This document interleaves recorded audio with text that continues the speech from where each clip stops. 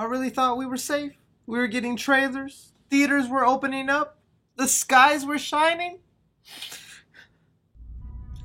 You can't keep getting away with it! Hey guys, thanks so much for clicking on this video. My name is Chris. Even though we've gotten some bad news in the movie world, we are still headed in the silver lining direction where things are looking a little more normal, and hopefully I'll have more content to put on this channel because I'm getting tired of refreshing my computer screen and no news popping up. What we're going to be talking about today is an update on the whole Superman situation, what is going on with the Solo movie, Jurassic World 3 Dominion being one of the first movies to begin shooting after the pandemic and how it'll affect the movie, along with some bad news on the horror movie side of things with the new Pinhead reboot and HBO show. That and so much more, guys, so I need you to leave your opinions down below on everything we discussed today. It is crazy how everything was looking good and normal and Warner Brothers decided just to move a lot of their movies. Which one disappointed you the most? I really wanted to see Tom and Jerry this year, man. But also leave a like on this video if you're enjoying these side flick episodes. It goes a long way, guys. You have no idea. Alright, we're going to start with some movie news that probably not a lot of people talk about. I do tend to do more of the bigger news stories with dealing with bigger movies. But every now and then we get a smaller movie that's up and coming that sounds interesting that, hey, I want to discuss. And also because there's barely any news going on right now, so I'm kind of scratching at the surface of content to give you guys.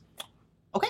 No, but this is actually pretty interesting and I think is very timely for our situation. We have Will Smith and Anton Fuqua, famous director, teaming up to bring us what sounds to be a pretty cool movie. Variety reports here that Will Smith will be in a movie entitled Emancipation. Will Smith will star in the movie while Anton Fuqua is the director, and the basic premise of this film is based on a true story of Peter, a runaway slave forced to outwit cold-blooded hunters and the punishing Louisiana swamp on a torturous journey to the Union Army and his only chance at freedom. Couple things here on why that caught my eye. Not only because of the situation and the world we live in, that of course a movie like this got greenlit to be thrown out there and inform the people of this crazy true story that I never heard of that apparently is real about this runaway slave named Peter who, after being lynched and punished at his farm, he decided to run away, join the Union Army, and then fight against the South for his freedom. This is a person in history that definitely deserves a movie, and with everything going on in the world right now, it's pretty important to bring to light stories like this. But on the movie side of things here, this is a really different role for Will Smith to take on. I don't know about you, I really love Will Smith. I like all the movies the guy does, and lately he's been picking really interesting projects, whether you like them or not. I really thought Gemini Man was a fascinating direction for his career, and I found some enjoyment out of that movie, even if a lot of people didn't. Bad Boys 3, boy, Will Smith can just return to that bad boy persona, cursing and fighting. To now seeing him tackle a role where he's going to be playing a slave who's going to get beaten and then fight against other slave owners, you got to admit, you don't think of Will Smith when this movie comes up. And the other thing is the director attached, Anton Fuqua, who I really do like some of his films, but I got to admit his resume is a little hit and miss for me. I'll pull up some of the movies he's recently done on screen here for you guys, and some of the ones that really stick out to me is definitely Training Day, the first Equalizer. I did not enjoy the second Equalizer. I thought Magnificent Seven was alright. I really did like Southpaw with Jake Gyllenhaal. Olympus Has Fallen I thought was an entertaining action film, but looking at the guy's resume, it all screams to me action thriller. So I'm not too sure if they're going to go the Oscar route with trying to tell this powerful story, or they're going to focus more on the fact that this is a guy who wants basically revenge on the people who owned him and wanting to escape and fighting in the army and just be an action-packed true story. You guys hear about this Will Smith movie Emancipation?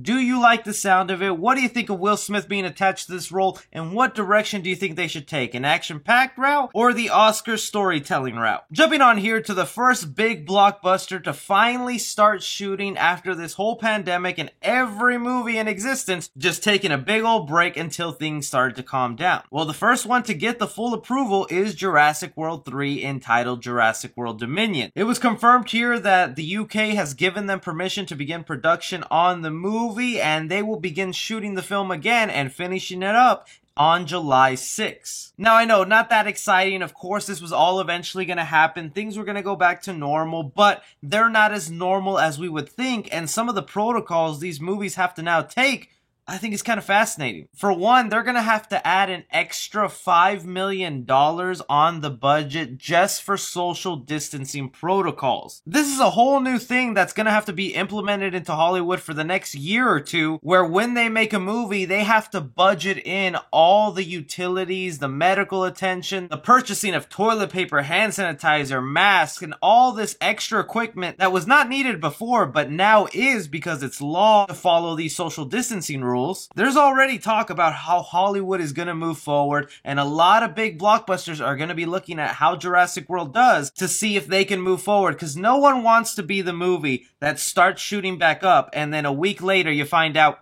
Chris Pratt's got it, he's sick, and it's all thanks to you guys wanting to see some dinosaur movies. How do you feel now, Hollywood? Nobody wants that kind of press on their movies, so we gotta see how this goes. There are rumblings that The Batman, which I'm very excited for, also got the same approval date and that they'll be beginning on July 6th. However, that has not been confirmed. That is just a report going around. What do you think this means for Hollywood now that they have to factor in a budget for social distancing? Could that be taking away from the budget of the special effects, hiring other actors, additional scenes? Movies are going to start to look very different in the next few years. Jumping into some horror movie news, stuff that's going to sound really bad for fans, but is kind of the right thing. It's just going to hurt us. And what I basically mean by that, a lot of you may have known, because I've talked about it a few times on my channel here, they are planning to make a new Hellraiser movie, a Hellraiser reboot. Heck, it's even being made by the same studio who is pushing forward with the new Scream movie, Scream 5, that is Spyglass Studios. But on top of that, good old Pinhead Hellraiser is getting an HBO series, and the first episode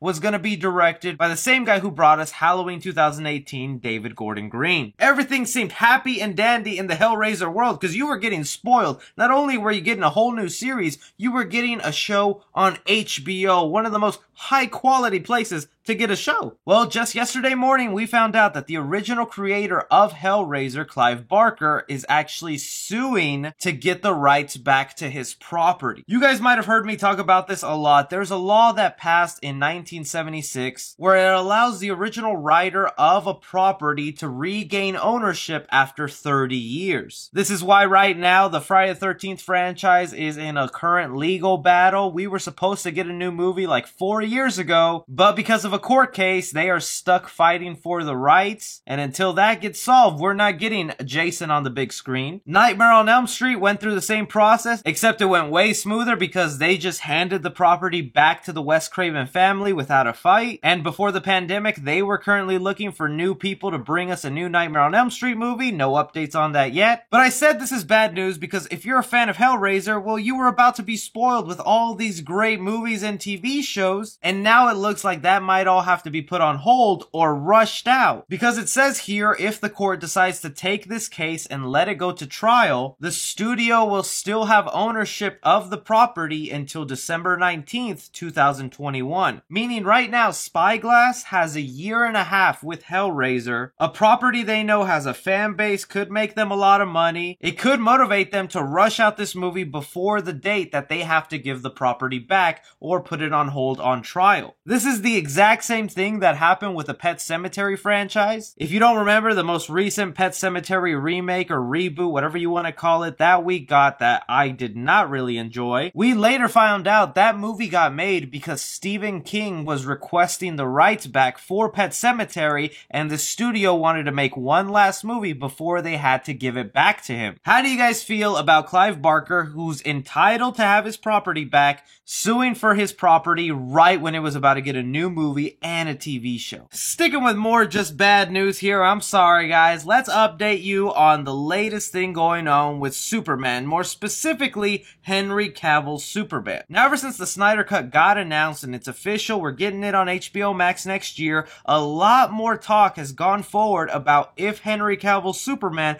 will return in another movie. The latest update we had before today was that Warner Brothers was looking into doing something with Henry Cavill's Superman, but not a standalone movie. Instead, that they wanted to put him in cameo or supporting roles in other DC movies, meaning he could have been a sidekick to the Flash, he could show up in the Aquaman movie, maybe even in the Black Adam movie with The Rock. And with this latest update, it shows that Warner Brothers just has such little faith in the Superman character, which breaks my heart, man. According to Heroic Hollywood, who is giving us all these updates, had this to say about how Warner Brothers feels about the Superman property. A standalone Superman movie would not be successful at this time. Perhaps once there's more momentum after playing a supporting role in some successful DC films, there would be more of a chance for a standalone film. And that really just again repeats what we've heard so far, is that Warner Brothers just wants to use Henry Cavill's Superman or the Superman character as sort of like the Hulk in the Marvel Cinematic Universe, where we're not going to give the Hulk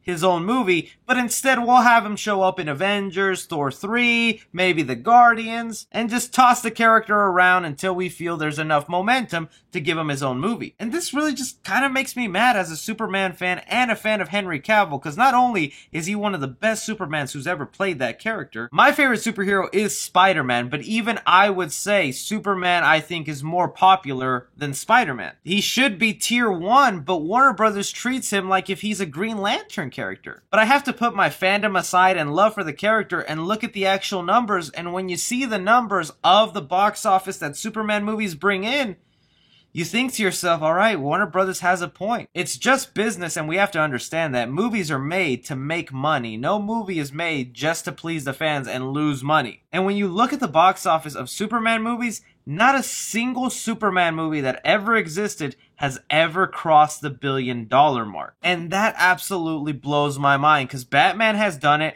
Aquaman has done it, Spider-Man has done it, Iron Man has done it. Even doing more research in the profitability of the Superman character, the movie Shazam, which a lot of people still haven't seen, was more profitable than Man of Steel, which is why we're getting Shazam 2, and we have heard nothing about Man of Steel 2. How do you guys feel about these reports that a Superman solo movie is just not profitable? But that is just some of the movie news we have going on right now, guys. I really appreciate you guys taking the time to watch these videos. Let me know your opinions on everything we've discussed today. I get down in there and talk with you guys all the time. Don't forget to be hitting that subscribe button if you want more movie related content. Follow me on Twitter at 3C Film Review. As always, I'm Chris. Take care.